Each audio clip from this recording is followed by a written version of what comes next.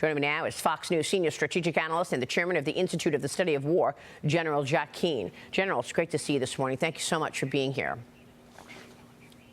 Delighted to be here, Maria. And so many important issues here to talk with you about. First, give us your reaction to all that has taken place with regard to Syria. Well, certainly it's stunning and shocked everyone in terms of the speed of this.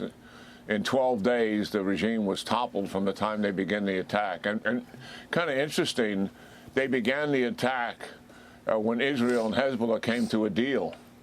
And certainly the fact that Hezbollah was not on the ground is key to this.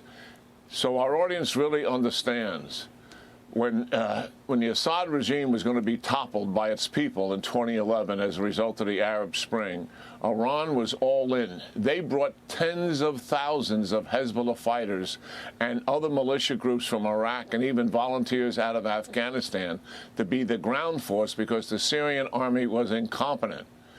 And it was led by our IRGC generals, and they lost somewhere in the neighborhood of 5 to 6 generals during that war, Iranian generals. So their commitment is extraordinary. Qasem Soleimani went to Russia in 2015 because the militia groups were regaining momentum, and the Syrian Air Force was incompetent, and their maintenance rates were off the charts. In other words, 60–70% of them couldn't fly. He persuaded Putin to put air power in there. So that is an indication of how important Syria is and was to Iran. This is their major client state. They are not able to dominate and control the region, which is their objective, drive the United States out of the region and destroy the state of Israel without this client state. Wow. It is stunning.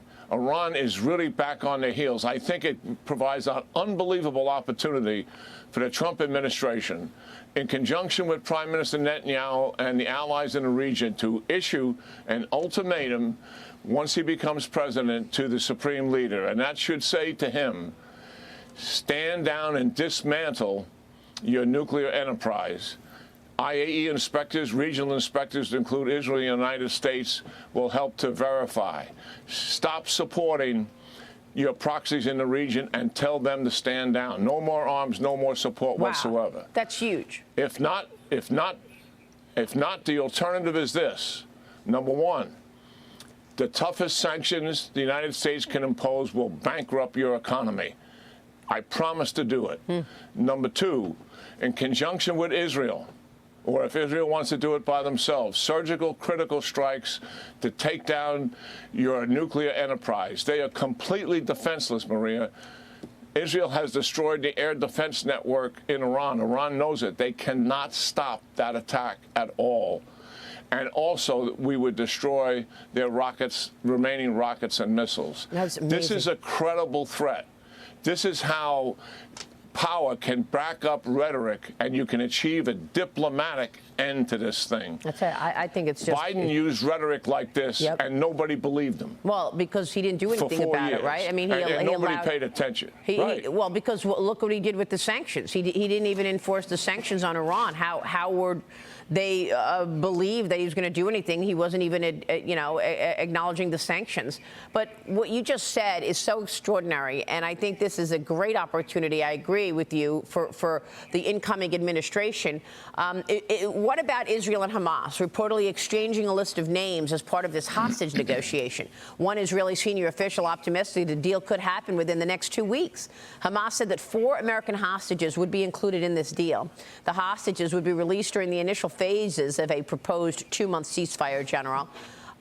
Are you buying this? Do you believe that this is also taking place on the Israel-Hamas war?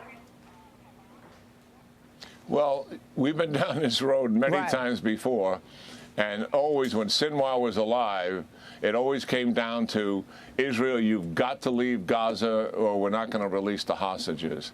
I think Hamas knows now that Israel is not leaving. I mean, Prime Minister Netanyahu hasn't announced it, but he plans to stay there multi-years and occupy the Nazium corridor, which runs east to west, and monitor and make certain that Hamas does not rise again. So he's going nowhere. And I think the leadership of Hamas now knows that. And believe me, I think another elephant in the room is the arrival of President Trump. And his envoy has been out there talking to Qatar and talking to the Israelis, obviously. And I think there is some optimism that is warranted here that a deal may be coming. We obviously have new leadership. Sinwar is dead. And the guys that took over initially, you know, echoed what Sinwar had done. Israel's got to leave. But I do think there is a possibility here. We're not going to go too far with it, because every time the administration spun this up, we're close to a deal, we're close to a deal, we're close to a deal. This went on for months in different opportunities. None of them ever happened. Well, I mean, hopefully this will happen. Any thoughts on this new leadership in Syria? I mean, they were a terrorist organization, and the U.S. called them so. Your thoughts on who's taking over there for al-Assad? Well, interesting. There's a $10 million reward on the head of Jelani, who heads this organization. You know, for the last 3 or 4 years, in the areas where he was in control, he rejected jihadism, and he worked with the population, and he worked with local community leaders and the government. We'll see if this actually pertains to Syria writ large. It's likely that the signs are so far good. Transition government, he's bringing back the civilian infrastructure that runs the government. He doesn't want to dismiss them. He's giving amnesty to the troops that were conscripted. And when he was up in Aleppo, he permitted some of the Syrian army officers and other government officials to participate in the government, transition government they established there. Don't want to go too far with optimism here. This guy's history is Al-Qaeda and ISIS. I mean, obviously, he's a radical Islamist. Obviously, he's killed all sorts of innocent people in his history. And we'll have to take it day by day and see what happens here. I think everybody goes into this very guarded in terms of what the outcome is going to be here. General, before you go, real quick on the conversation I was just having with Steve Scalise, the Chinese undermining of America continues, and the latest is through our telecom companies. We've been reporting on this for so many years, the fact that even though Biden came out a couple of years ago and said, oh, we're not going to buy any more components from China, there's so much Huawei technology embedded in our technology in America from all sorts of places. Your thoughts on the threat?